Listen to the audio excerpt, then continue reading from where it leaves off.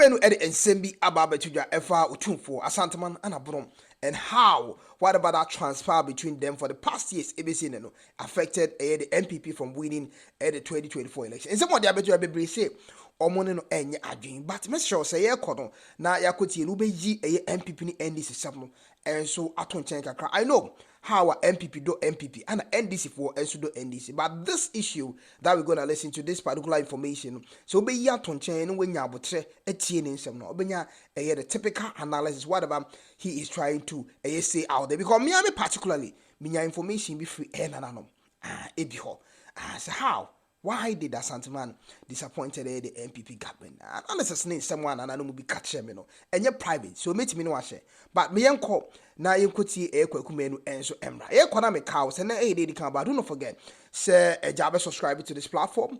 I say the show be about your friend the politics in Ghana politics. Afe ni asase. And you may be a Ghana time 8 p.m. Na ye din common and so air so me yanko yankuti Kwaku Manu. Ye wi ana de akabia no munya ken. Media toa eye moso onipa bi onya sika pape hiani a woni minyansa na ne nante na ma ho kwanso wontufu obo ma woni sika wo plans ba sika ba na sika control eno ho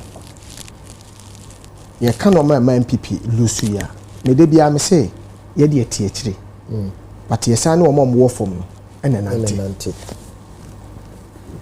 mesre eye papa John Dramani Mahama se waba pawan wo ma ni trimunya ne de o ma kan ekwan ma presenters en kanasem mo ma presenter bia to me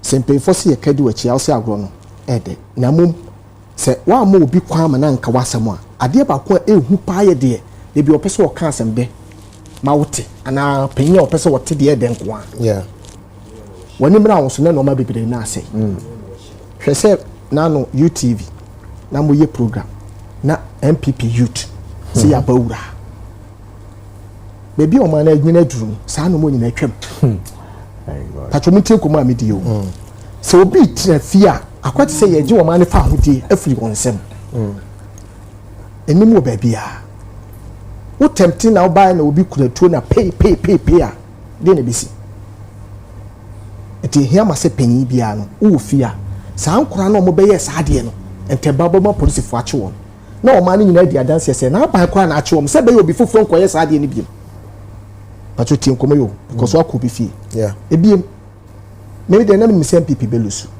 ma no nti de bia ye di matem ma no kura so na meka papa John Dramani abapawai senka ebia emu MPs ministers etie bia me commentary bia me ma wo social ne media nso a ebeboa mo ankasa koso na bo kasa yi ona bo mienu ne enyomo a o bra mabre papa de make what must on the bra mabre e Ghana for na ma mutumi yeah timo be so me but ase mo ko parliament ba ko mienu eno ano no sika ba fie efe ona bo ko washing bay na ne won si fo po aso 2 minutes ye pe 2 minutes ye no mu back to back yesi obi wokro ba ko bi okosi no mase na akra na toilet o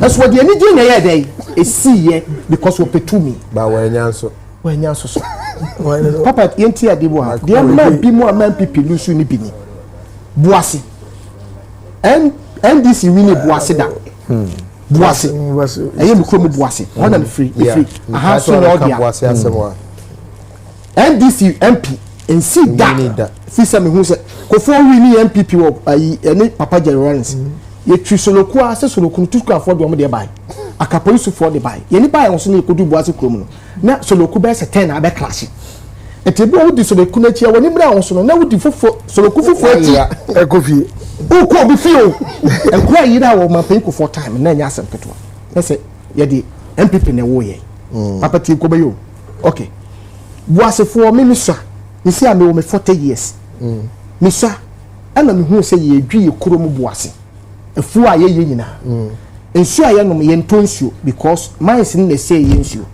ekura try so efe na aduane de on to light no ntwia light ene no ntonsuo na mom ahemfo nsem ene ma wo na wo twia light because one obuase dan ewo okay o kwa manchema e ho ne wo papa adwuma buase for ye galamsi enya de ga wo show ye ne yetu amana te sebula yetu amana te sebula de na mo wuram ni ni awuram ni yakutu omampai kufo na de small scale mining buy ana boasefo na tea committee se wudi na akọ ba bi agisi for wa ye be chew papa abai we buy soldier for be gu boase more than 5 years e wo wase na boase ni akọ ko hye butam so otu amana ye de anwea akokata amana no wow ye wie se fa ba bi pie ni mfa nko je wow boase for ye demonstration ya se bude mu twa ba bi maye because ye ni asase a ye de yafu papa obeje de say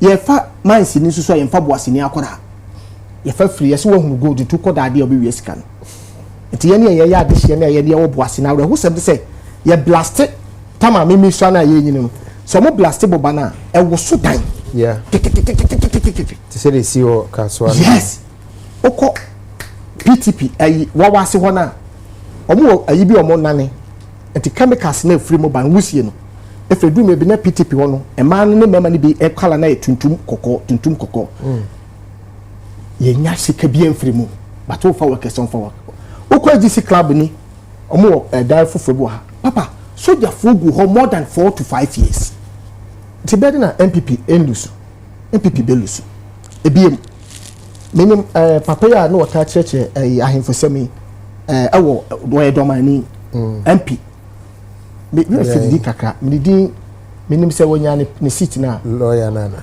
lawyer no obibu wa wonya ne seat na ono contest da okay ne yahwa de bo former deputy secretary pato muntie nkomo ya yedi o na me kasa kire badwemba papa tin nkomo yi ahemfosem MPP because papa ne ye MPP mapa ana oye bruni ana asante ane bono yafa se doma ehene kase ane yewura Otumfuo te kokoso issue kakra bi ho se wo man mu na security ye adwuma ye wo kandifo ne wo mpinfo ho dia ade bi o ma start a wo te se bola soja adentina president anase mpinfo bi na sa issue ne yamfa nto ba bi ye den eda obi bo ahena ono no ba mu no so ye on do munim so ye bono ni kronkron ano nso pese wo kire ambamre no se de eda papa ti so kaya abronye ebe kanfo se asante de sesese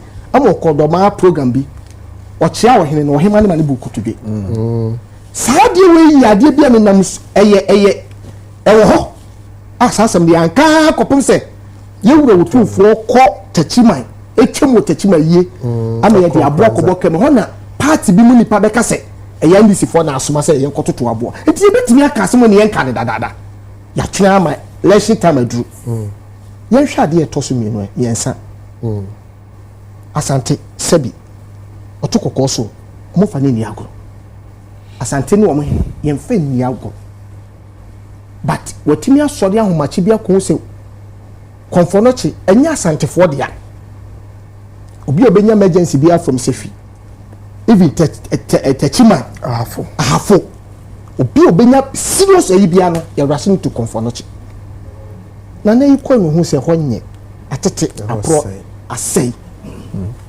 anye bia untimi kan chem so wan frɛ o man mu panyi ba kwa na minister bia amfa nto na nim wokokuo mu da na hwɛ next day ya na ye no abo odwa te setete no ye boda wuro ya frɛ nkofo se ye pese ye kyerɛ ya adwene ana obegye lala sulala be stress sika firi ono ane manfo no no yi sika firi ne futuom ade be ka ho $5 million tina na ntimi fanye bi fufuro papa wo koto no ma no de no ma na se ba yesi ya keep no airport na sante for se bi o me ya danko dada do o ba ye be bajo so the do time I started to me be show se bi mo obo say yes ye na ma to me and you said ye beje ye be saje yade ekoka airport ema ekonya ba ma nipa bi bedidi Otumfuo atem MPC was almost 47 or say Kumasi yimbe say musa na timi koboa de Otumfuo kan anaso kaso be eno etimi ma a friend say MPP etimi lusun kofo bi ada ye to aban say ade na wo Kumasi me free was me do Friday me dama ade echi ade chi Saturday na me ko Kumasi me do 2:30 papa me do na me say bia ye akro bia our day out to some asa ya pon about one meaning some the protocol na ekoto so nipa for me to aba wie me correct kakra me ba 4:30 me do me baby am to aba na ye kan na dey aba no ano sa na ye no say ye to aba say me fi say me to aba me hu bi da me do pata say o mo kan na we aba kumase abra ye so light wo kumase aba to so da bi ase ye wura na akasa say hwe na obi ankoto aba ase ye wura na akasa say hwe na obi ankoto aba ase saa na akwakoye ebi ti say Otumfuo twa mu e wo techima na youth say the Kwaku Manu kai ekwa attack in the convoy Otumfuo atwam the security atwam innocent buses a etwato amanfo atimi attack ama akra keto a woni mfie 3 years ma mo join the telegram ne de munim de ekọ mu picture ne say the sisi ye de boabo akra nani ama akra ne pra. You see, this was a direct attack. It wasn't an attacker. Evan said that a man TV home, they were in a bus. And so the Asantes were so angry to the sense, say, oh, now what Asante platforms in the so you see how angry they were. They not retaliating was because of the trust they had in MPP. So the MPP will do something positive. But they did nothing. And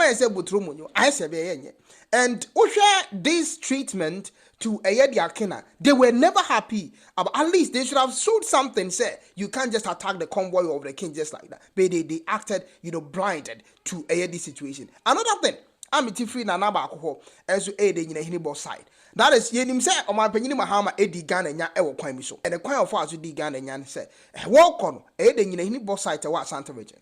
Or the highest of the percentage, the shares of the Yenehebo side. Almost said your dear money in Tibinum say, or Toma and Ibrahim Mahama.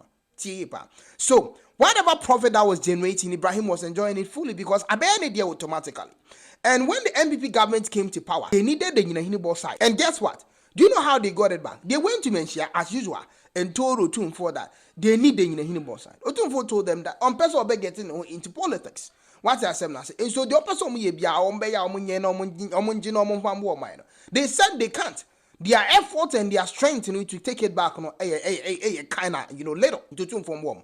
Otumfuo told them that what reason, reason is tangible. And they promised Otumfuo 2 things: 1, Ghana first, and 2, they will help Asanteman. Abraham in the both side to home fast or ACS Ghana. No, Asanteman Benya about 4, 5, 6 interchanges. It became news. Some of the TV stations broadcasted these things. And the saddest thing? Me no can say it for me. Here that's what to ho. Ye nim said the my for me no. Ebi ye and I say enye ye. Ye beto abawie na obetre say. Obetimi aye so me about. So you took the Asantes as fools. You disrespected Otumfuo. You see this show I dey aba. I hosting the Ghana time 8 o'clock. It be able to me a notification in some train. The details be brief and so on this same matters that we are talking about. It in some no shame.